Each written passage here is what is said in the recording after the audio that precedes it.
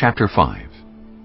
All the tribes of Israel came to David at Hebron and said, "We are your own flesh and blood. In the past, while Saul was king over us, you were the one who led Israel on their military campaigns. And the Lord said to you, 'You will shepherd my people Israel, and you will become their ruler.'" When all the elders of Israel had come to King David at Hebron, the king made a covenant with them at Hebron before the Lord, and they anointed David king over Israel. David was 30 years old when he became king, and he reigned 40 years. In Hebron he reigned over Judah 7 years and 6 months, and in Jerusalem he reigned over all Israel and Judah 33 years. The king and his men marched to Jerusalem to attack the Jebusites who lived there. The Jebusites said to David, "You will not get in here. Even the blind and the lame can ward you off." They thought. "David cannot get in here." Nevertheless, David captured the fortress of Zion, which is the city of David. On that day David had said, "Anyone who conquers the Jebusites will have to use the water shaft to reach those lame and blind, who are David's enemies." That is why they say, "The blind and lame will not enter the palace." David then took up residence in the fortress and called it the City of David. He built up the area around it, from the terraces inward, and he became more and more powerful because the Lord God Almighty was with him. Chapter 11. All Israel came together to David at Hebron and said, "We are your own flesh and blood. In the past, even while Saul was king, you were the one who led Israel on their military campaigns, and the Lord your God said to you, 'You will shepherd my people Israel, and you will become their ruler.'" When all the elders of Israel had come to King David at Hebron, he made a covenant with them at Hebron before the Lord, and they anointed David king over Israel, as the Lord had promised through Samuel. David and all the Israelites marched to Jerusalem, that is, Jebus. The Jebusites who lived there said to David, "You will not get in here." Nevertheless, David captured the fortress of Zion, which is the city of David. David had said, "Whoever leads the attack on the Jebusites will become commander-in-chief." Joab, son of Zeruiah, went up first, and so he received the command. David then took up residence in the fortress, and so it was called the City of David. He built up the city around it, from the terraces to the surrounding wall, while Joab restored the rest of the city. And David became more and more powerful because the Lord Almighty was with him. These were the chiefs of David's mighty warriors. They, together with all Israel, gave his kingship strong support to extend it over the whole land, as the Lord had promised. This is the list of David's mighty warriors. Jashobeam, a Hakmonite, was chief of the officers. He raised his spear against 300 men, whom he killed in one encounter. Next to him was Eleazar, son of Dodai the Ahohite, one of the 3 mighty warriors. He was with David at Pas-dammim when the Philistines gathered there for battle. At a place where there was a field full of barley, the troops fled from the Philistines, but they took their stand in the middle of the field. They defended it and struck the Philistines down, and the Lord brought about a great victory. 3 of the 30 chiefs came down to David to the rock at the cave of Adullam, while a band of Philistines was encamped in the valley of Rephaim. At that time David was in the stronghold, and the Philistine garrison was at Bethlehem. David longed for water and said, "Oh, that someone would get me a drink of water from the well near the gate of Bethlehem." So the 3 broke through the Philistine lines, drew water from the well near the gate of Bethlehem, and carried it back to David. But he refused to drink it.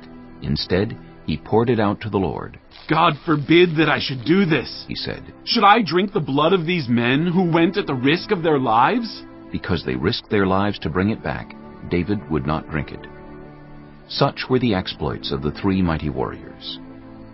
Abishai, the brother of Joab, was chief of the 3. He raised his spear against 300 men, whom he killed, and so he became as famous as the 3. He was doubly honored above the 3, and became their commander, even though he was not included among them. Benaiah, son of Jehoiada, a valiant fighter from Kabzeel, performed great exploits. He struck down Moab's 2 mightiest warriors. He also went down into a pit on a snowy day and killed a lion.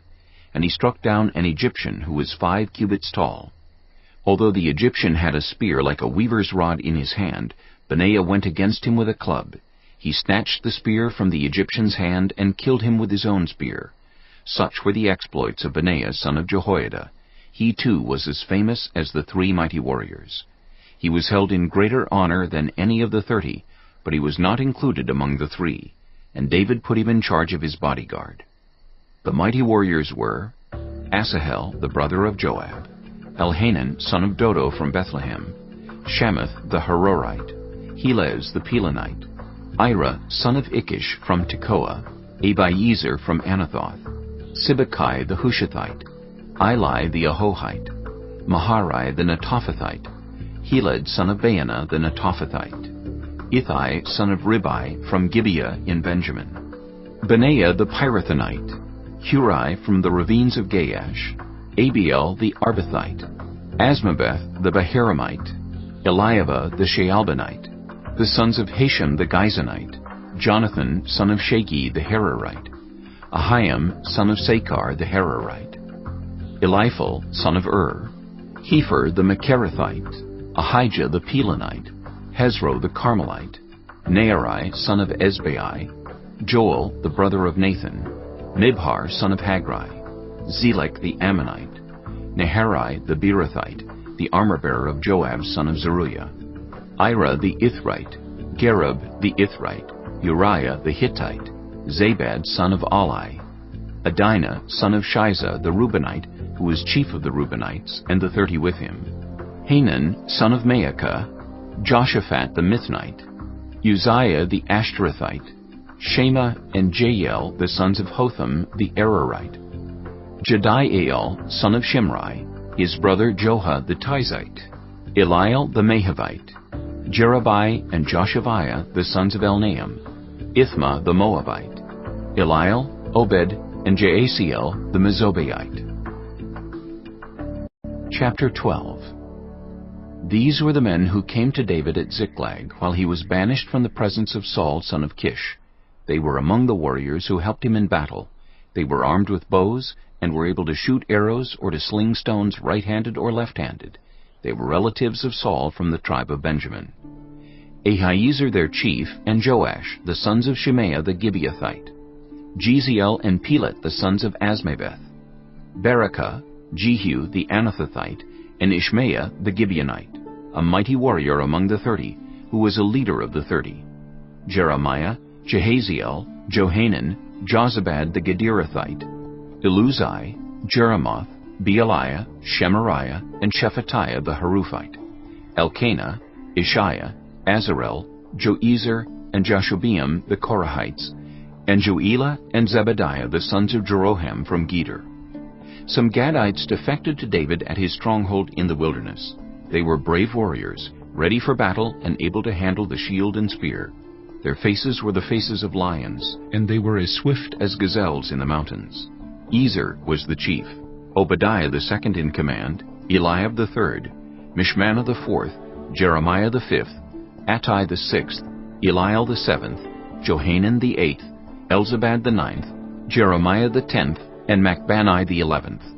These Gadites were army commanders. The least was a match for 100, and the greatest for 1,000. It was they who crossed the Jordan in the first month when it was overflowing all its banks, and they put to flight everyone living in the valleys to the east and to the west. Other Benjamites and some men from Judah also came to David in his stronghold. David went out to meet them and said to them, "If you have come to me in peace to help me, I am ready for you to join me. But if you have come to betray me to my enemies, when my hands are free from violence, may the God of our ancestors see it and judge you." Then the Spirit came on Amasai, chief of the 30, and he said, "We are yours, David. We are with you, son of Jesse. Success, success to you, and success to those who help you, for your God will help you." So David received them and made them leaders of his raiding bands. Some of the tribe of Manasseh defected to David when he went with the Philistines to fight against Saul. He and his men did not help the Philistines because, after consultation, their rulers sent him away. They said, "It will cost us our heads if he deserts to his master Saul." When David went to Ziklag, these were the men of Manasseh who defected to him: Adnah, Jozabad, Jediael, Michael, Jozabad, Elihu, and Zilithai, leaders of units of 1,000 in Manasseh. They helped David against raiding bands, for all of them were brave warriors, and they were commanders in his army. Day after day men came to help David until he had a great army like the army of God. These are the numbers of the men armed for battle who came to David at Hebron to turn Saul's kingdom over to him, as the Lord had said. From Judah, carrying shield and spear, 6,800 armed for battle. From Simeon, warriors ready for battle, 7,100. From Levi, 4,600, including Jehoiada, leader of the family of Aaron, with 3,700 men, and Zadok, a brave young warrior, with 22 officers from his family. From Benjamin, Saul's tribe, 3,000, most of whom had remained loyal to Saul's house until then. From Ephraim, brave warriors, famous in their own clans, 20,800. From half the tribe of Manasseh, designated by name to come and make David king, 18,000. From Issachar, men who understood the times and knew what Israel should do, 200 chiefs with all their relatives under their command. From Zebulun, experienced soldiers prepared for battle with every type of weapon to help David with undivided loyalty, 50,000. From Naphtali, 1,000 officers, together with 37,000 men carrying shields and spears. From Dan, ready for battle, 28,600. From Asher, experienced soldiers prepared for battle, 40,000. And from east of the Jordan, from Reuben, Gad, and the half-tribe of Manasseh, armed with every type of weapon, 120,000. All these were fighting men who volunteered to serve in the ranks. They came to Hebron fully determined to make David king over all Israel.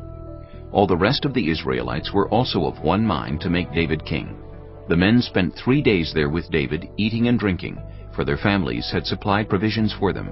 Also, their neighbors from as far away as Issachar, Zebulun, and Naphtali came bringing food on donkeys, camels, mules, and oxen. There were plentiful supplies of flour, fig cakes, raisin cakes, wine, olive oil, cattle, and sheep, for there was joy in Israel.